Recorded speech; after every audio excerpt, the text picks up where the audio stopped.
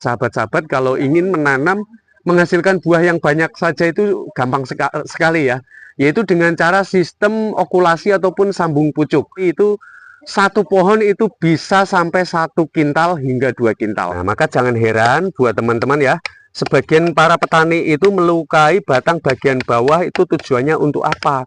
Yang jelas ini satu yang paling penting sekali adalah untuk penandaan supaya nanti cara menanamnya ini tidak terbalik.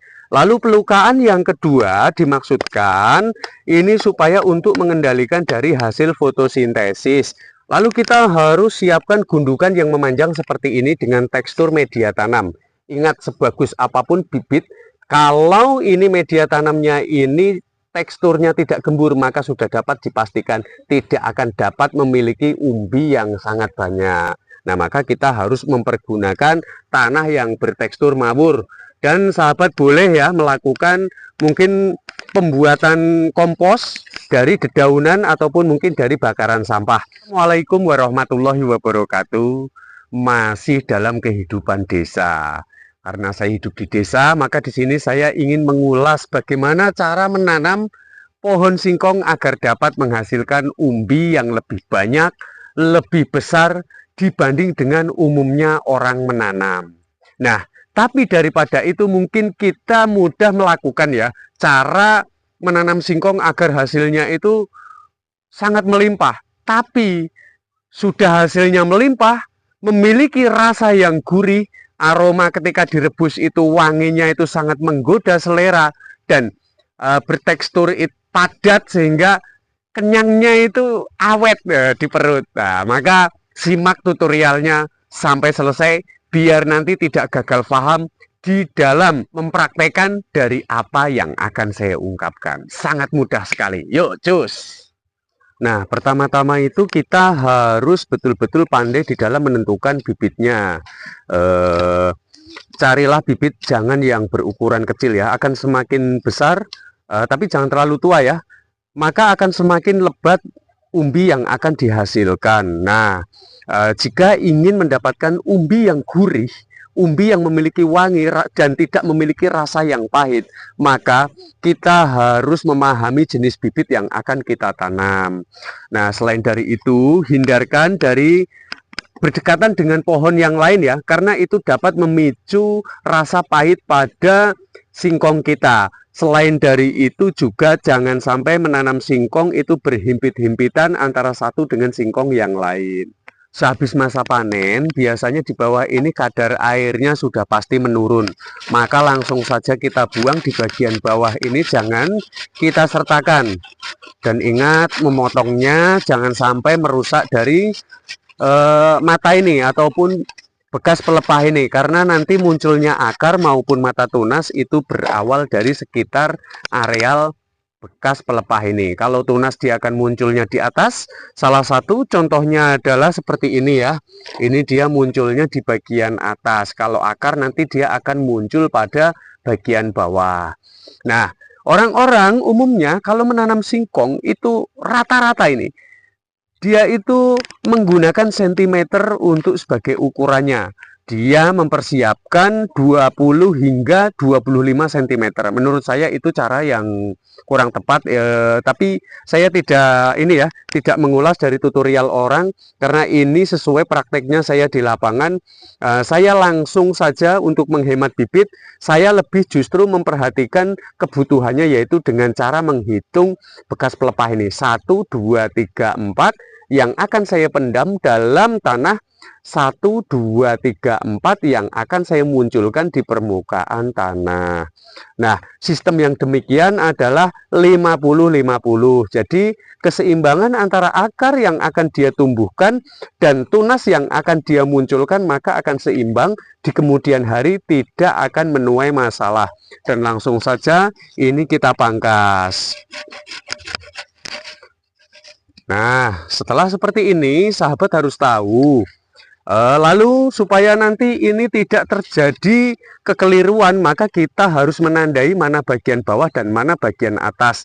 Jadi di bagian bawah ini perlu kita lakukan adanya sebuah penyayatan. Nah, maka jangan heran buat teman-teman ya, sebagian para petani itu melukai batang bagian bawah, itu tujuannya untuk apa? Yang jelas ini satu yang paling penting sekali adalah untuk penandaan supaya nanti cara menanamnya ini tidak terbalik.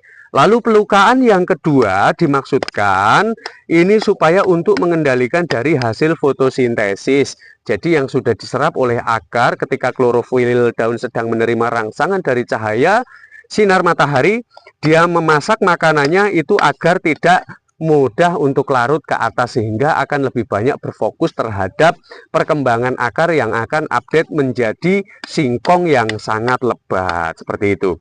Nah, teknik cara melukai singkong seperti ini harus tetaplah disisakan di bagian kulitnya ini, jangan sampai terputus, karena kalau sampai terputus nanti di atas itu justru akan dapat mati.